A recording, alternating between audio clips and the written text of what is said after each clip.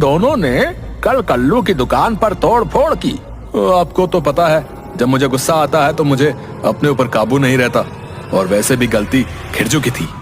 मेरी कोई गलती नहीं थी मुखिया जी, शुरुआत बिरजू भैया ने की थी, अंत मैंने कर दिया।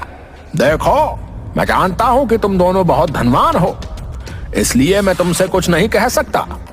मैं यह भी जानता हूं कि तुम धनवान होने के साथ साथ बहुत बहादुर भी हो, क्योंकि पिछली बार तुम दोनों बता रहे थे कि तुम दोनों ने किस बहादुरी से जंगल में एक चीते का मुकाबला किया था। हाँ मुखिया जी, ये बिल्कुल सही बात है। उस चीते को मैंने मजा चखा दिया था, और मैंने तो चीते की टांग भी तोड़ दी थी। मैं जानता हूं। अब मेरी बात ध्यान से सुनो। कल रात मेरे घर पर पड़ोसी गांव से मेरा रिश्तेदार आया था, जो रास्ता भटककर जगुआर जंगल की तरफ चला गया। और तुम तो जानते हो कि जगुआर जंगल में कोई भी आज तक जो गया है वो वापस नहीं लौटा। मैंने सारे गांव वालों से हाथ जोड़कर विनती की कि वो मेरे रिश्तेदार को ढूंढने में मेरी मदद करें, मगर किसी ने मेरी सहायता नहीं की। तो आप क्या कहना चाहते हैं मुखिया जी? अरे तुम दोनों शूरवीर हो, महाबली हो।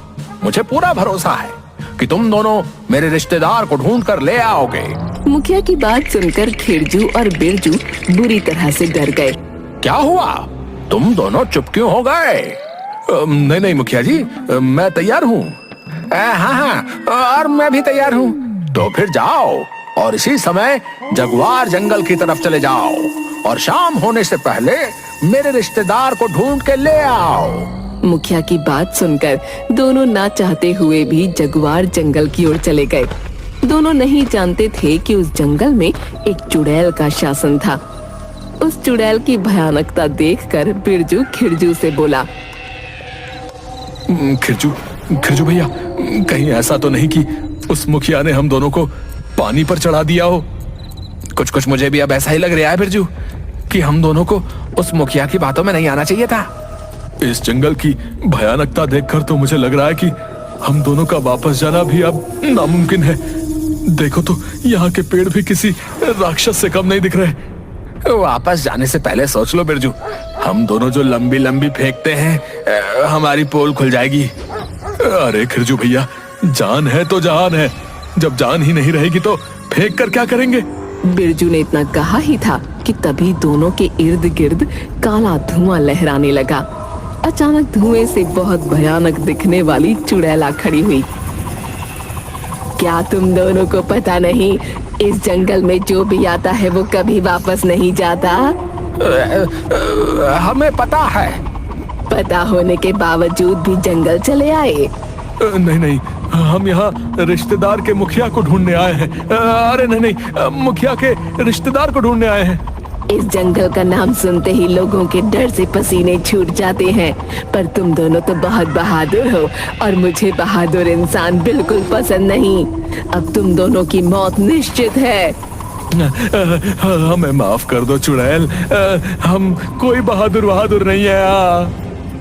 बिरजू सही कह रहा है, दरअसल हम दोनों गांव में लंबी लंबी फेंकते रहते हैं। फेंकते रहते हो? क्या फेंकते रहते हो? अब तुम्हें कैसे समझाऊं चुड़ैल जी? फेंकना मतलब हम लोग गांव में बड़ी लंबी लंबी डींगे हाँकते रहते हैं। गांव वालों को लगता है कि हम दोनों बहुत बहादुर हैं, बहुत धनवान हैं, लेकिन सच तो यह है कि हम दोनों तो एक नंबर के डरपोक हैं। बिरजू सही कह रहा है चुड़ैल जी, हमें माफ कर दो, हमें यहाँ से जाने दो प्लीज। घर में मेरी प्यारी सा बच्चे और छोटी छोटी बीवी मेरा इंतजार कर रही होगी। अरे क्या ऊट पटांग पड़ रहे हो? अरे क्या तुम्हारे नीचे से पानी कहाँ से आ रहा है?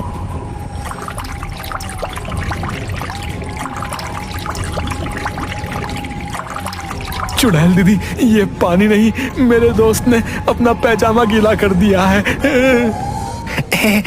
नहीं दीदी, ऐसा कुछ नहीं, बस गर्मी में पसीना है और कुछ नहीं।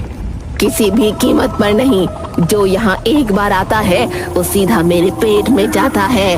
देखो मेरे पेट में भूख के बुलबुले उठ रहे हैं। अब तो ये तुम दोनों को खाने के बाद ही शांत होगी।